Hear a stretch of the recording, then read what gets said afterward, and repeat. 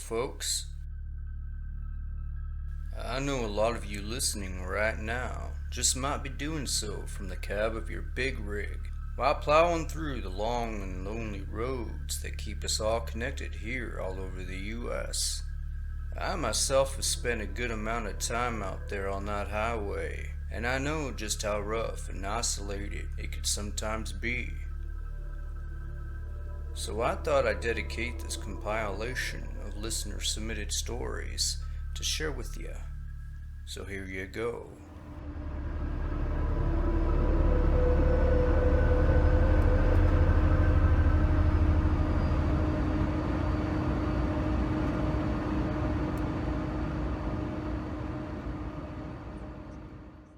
Story 1. In the summer of 2018, I was making my way through the Midwest and was about an hour out from Elko, Nevada, just off I-80. I was low on gas and had missed my opportunity to fill up back in West Wendover.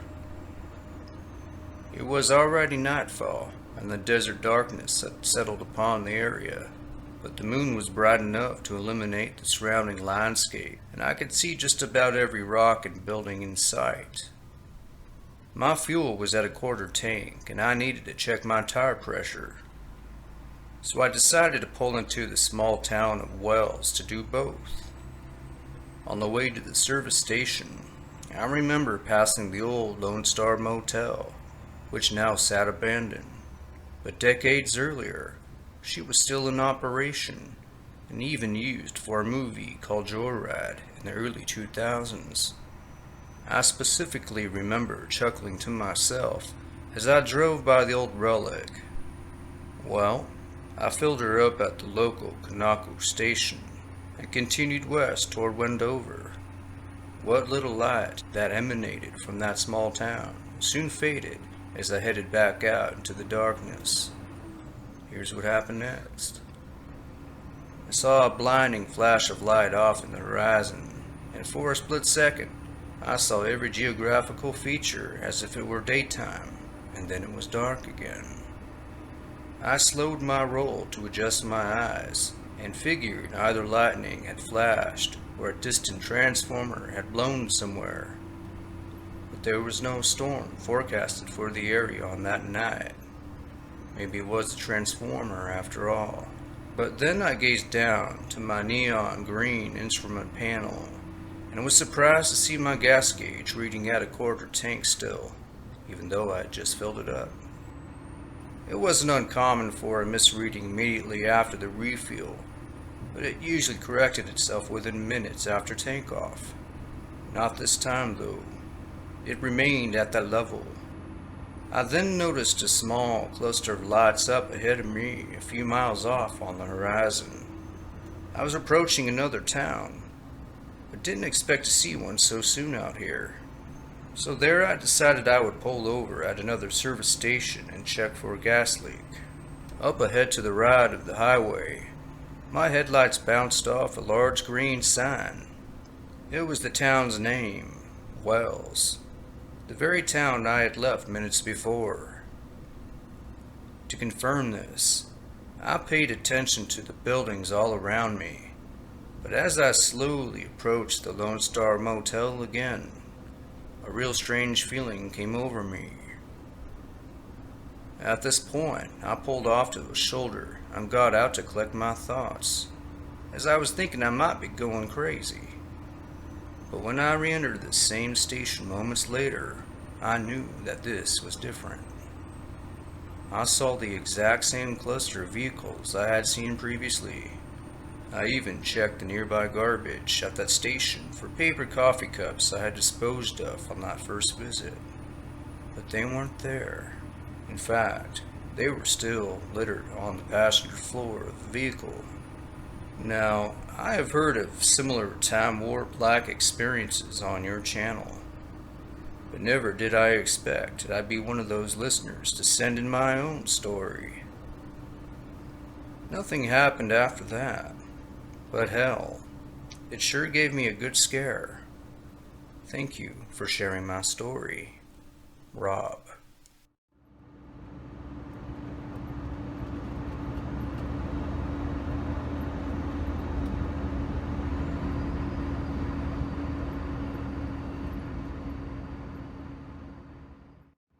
Story 2. In the summer of '87, I had the unfortunate opportunity to drive through one of the harshest and loneliest roads in the country while transporting some company material in my 16-wheeler from Fallon, Nevada to Delta, Utah. I had a solid 400-mile haul in front of me through the old and dusty roads of US Route 50, a transcontinental highway stretching all the way from California to Maryland. The Nevada portion of it is an often cruel and unforgiving slipper slide with little to no signs of civilization. Breaking down in this hellish country can be a death sentence if you're unprepared or just down on your luck. But nowadays, the highway is more or less abandoned, and drivers usually take newer or alternative routes while transversing between state lines.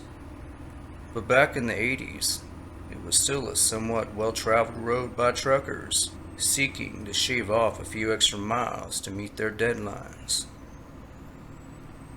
Well, it was a particularly hot July afternoon, and I had just begun my trek. A sweltering blanket of heat covered the valley at temperatures of up to 105, zapping any ounce of moisture from the landscape.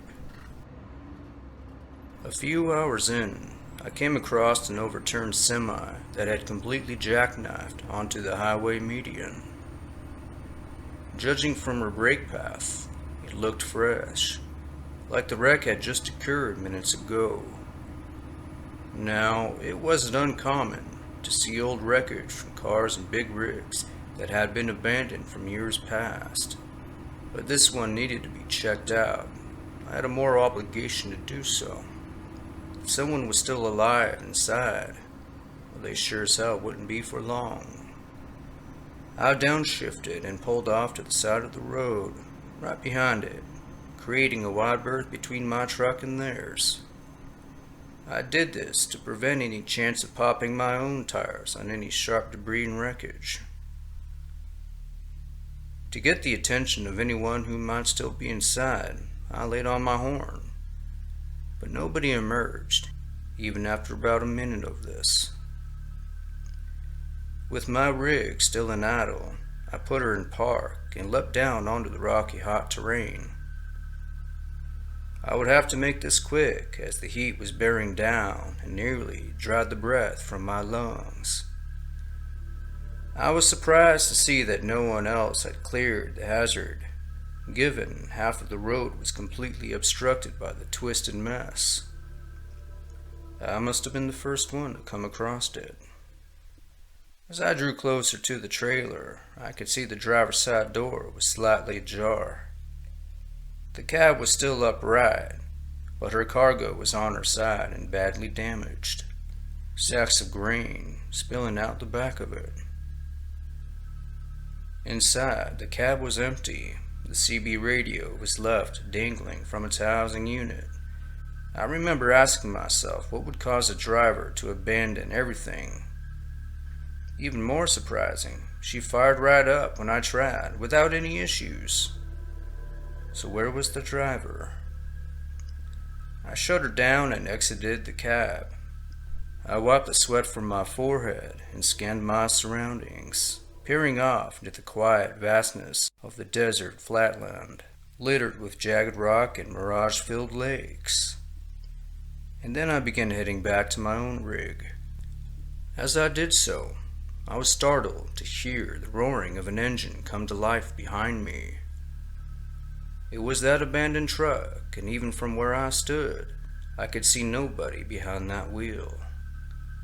I called out, expecting to see an injured person emerge from the rig, but nothing.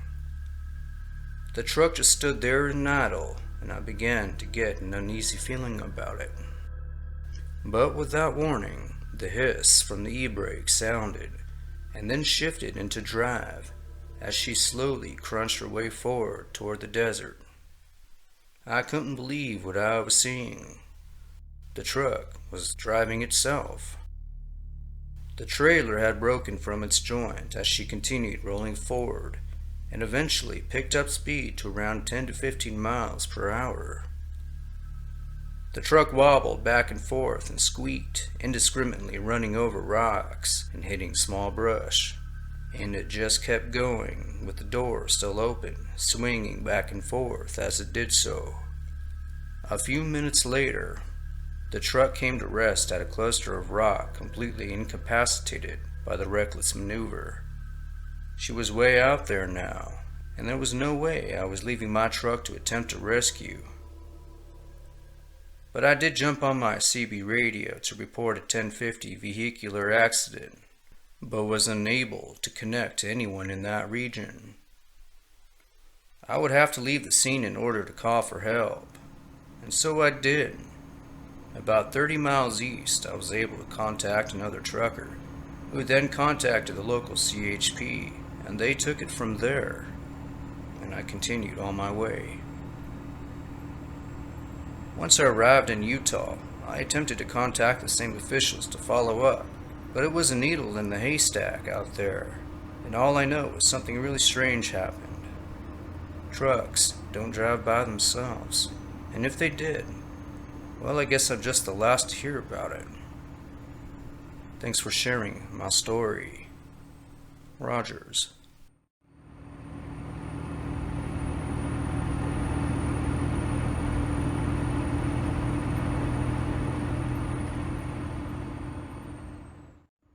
Story 3. I was driving home one night a few years ago, and I had not seen my family for about 2 weeks. Filled with excitement, I decided to take a shortcut through the back roads of Nebraska and into a desolated area I wasn't too familiar with, but I knew it would save me some travel time. It was about 3:30 a.m., and I had been on that particular road for about an hour. I remember driving through a corridor of dead and twisted trees. As usual, my radio was on, and out of nowhere, this horrible static began crackling through the speakers. A chill came over me, and then I saw it. Off to the side of the road was a man hanging from one of those trees, his body swinging from side to side. I stepped on the brake as fast and carefully as I could in that large truck, and studied the figure in my rearview mirror. I put her into park and hit the hazards before grabbing my coat, my gun, and my flashlight. I also grabbed my phone and began to dial 911, but emergency services were unreachable due to poor signal. I made my way through the shrubs, and when I reached the tree, I saw no one. I moved the flashlight around, thinking maybe the man had fallen down or had gotten free. I ran back to my truck and locked the doors, completely stunned by what I had just seen. As I fired up the engine and rolled forward, I peered into the rearview mirror again, and there he was, hanging like I had seen him before. I had seen a ghost. I actually saw one. After that, let's just say I don't take shortcuts anymore late at night on that road.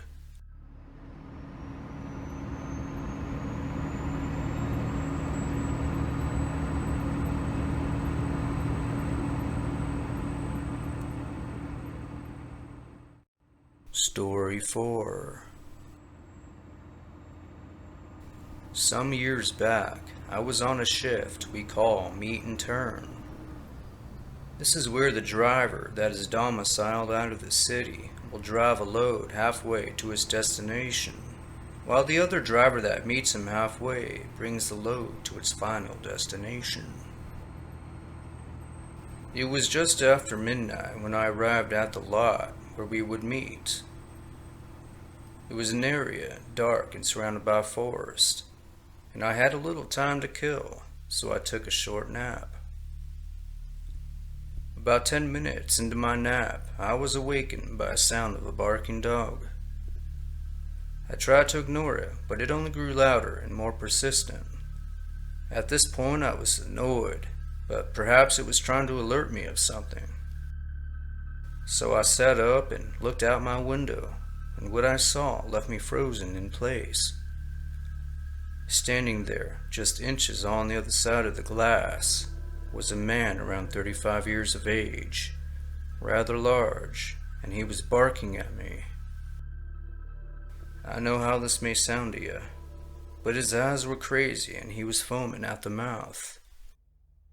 Of course, I jumped about a foot back, thinking the man was on drugs or just pure insane. The sheer creepiness struck me, so I reached down and started my truck. And when I looked back up, I didn't see the man anymore.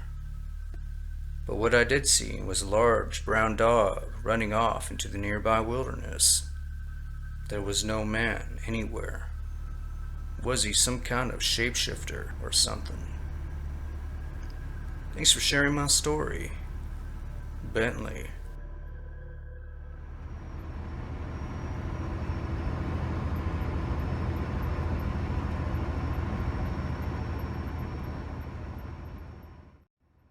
Story 5. I used to drive between San Francisco and Cheyenne, Wyoming, a few times a year for work. It's about a 16 to 20 hour drive depending on the weather. Well, my second time driving that route, my truck began making this odd grinding noise, like I had just ran over something that gotten stuck underneath. This was around 2 a.m., and I pulled up to a shady rest stop and woke my traveling buddy, who was asleep next to me. As we both exited the truck, I began to explain the noise to him when we were interrupted by what sounded like a child crying. There wasn't a car in sight, as the rest stop was completely lifeless that time of night. Now, we had heard stories of child trafficking and kidnappings in that region, so we decided to check it out. We grabbed our flashlights and made our way over to the pair of bathrooms where the noise was coming from. As we drew near, we realized it was coming from the woman's side. It was a low, dull sobbing, and we prepared for the worst. We walked in, expecting to see a beaten or abused woman, but every one of those stalls were empty. My buddy saw a small window and opened it up as the whimpering stopped. We stood there a moment, just staring at each other, and then back at the window. It's one of those windows that closes and opens from side to side. You could blame it on the wind, but there wasn't a single lick of it anywhere. We were out of that bathroom in seconds, and as we headed back to the truck, the crying continued again. We had nearly forgotten about the grinding noise until we re-entered the highway, so we pulled on to the next shoulder we could find. As we examined the tires, we saw a red and silver scrap of metal that had gotten stuck underneath, and it would take a mechanic to remove it without puncturing the tires. But luckily, we were still able to get to where we needed to go. Shortly after, another buddy of mine, who's a mechanic, took a look at the problem. He told me that it was a piece of scrap metal from a child's bicycle. I don't know if this is somehow related to my experience back at that rest stop, but it was one of those experiences I will never forget. Thank you for sharing my story. Jonathan.